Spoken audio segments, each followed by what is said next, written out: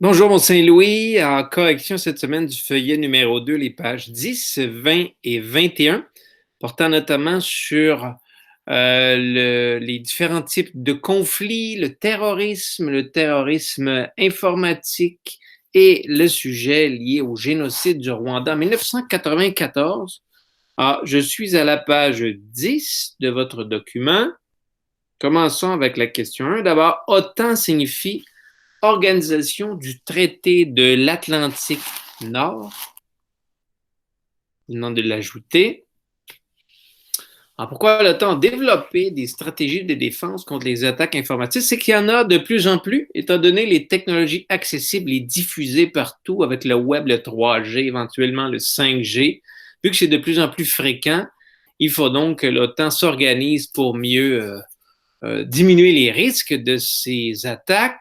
Les élections américaines de 2016, où Trump est devenu le président, semblent nous avoir prouvé que la Russie a été impliquée en termes comment je dirais ça, d'attaques informatiques, notamment contre le Parti démocrate et contre les résultats du Parti démocrate.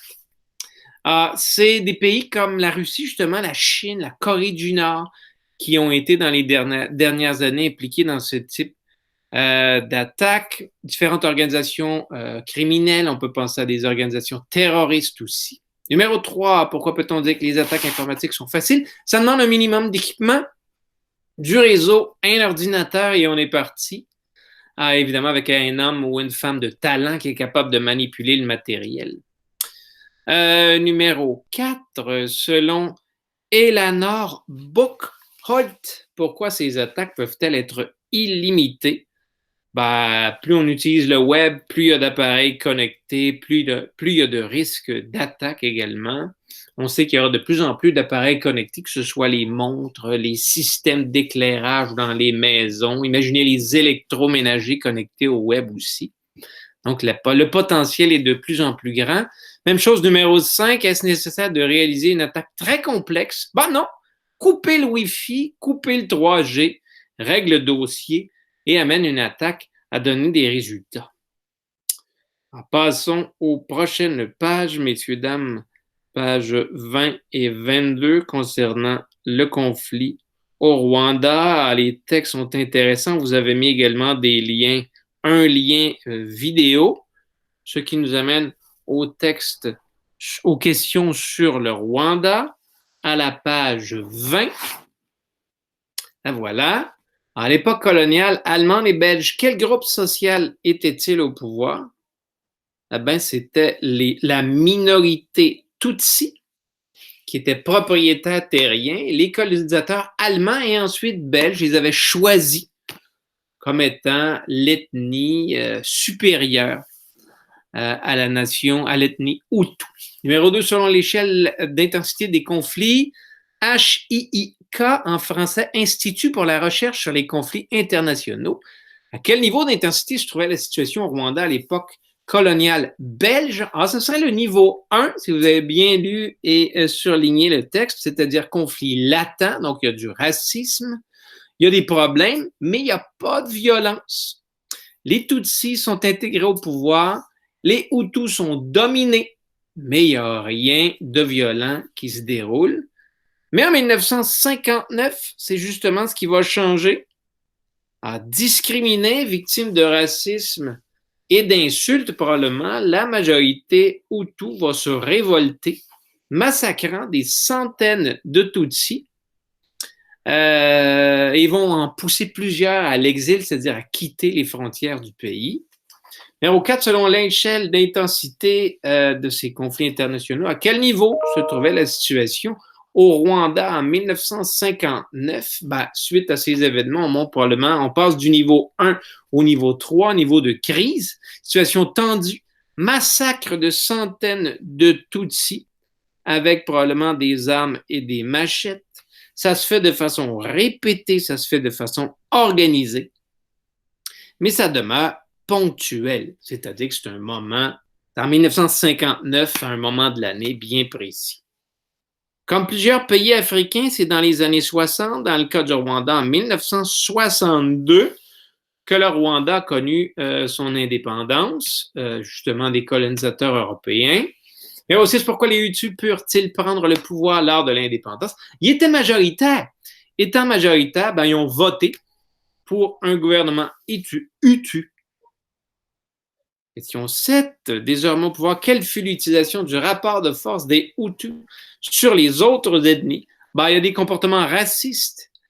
Ils vont les exploiter, les autres. Ils vont comme se venger de ce qu'ils auront vécu et connu dans les années précédentes. Ce qui va au numéro 8, et là, une erreur. Il y a une erreur, c'est bien le FPR, le Front patriotique rwandais, et non le FDR. Donc, on monte à un niveau 4. Il y a de la violence, il y a des manifestations, il y a des actes qui se produisent de façon répétée et organisée. Il y a beaucoup de répression. Et ça va nous mener donc en 1994 où il y aura un génocide. C'est ce qu'on a au numéro 9 ici, où on arrive au niveau 5 de l'échelle en question. Ça ne peut pas être pire un génocide. Regardez, j'ai mis une définition.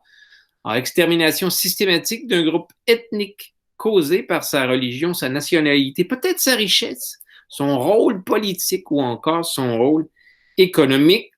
Alors, niveau 5, niveau le plus élevé des génocides dans le 20e siècle, le dernier a probablement été le Rwanda. On a beaucoup parlé du génocide juif.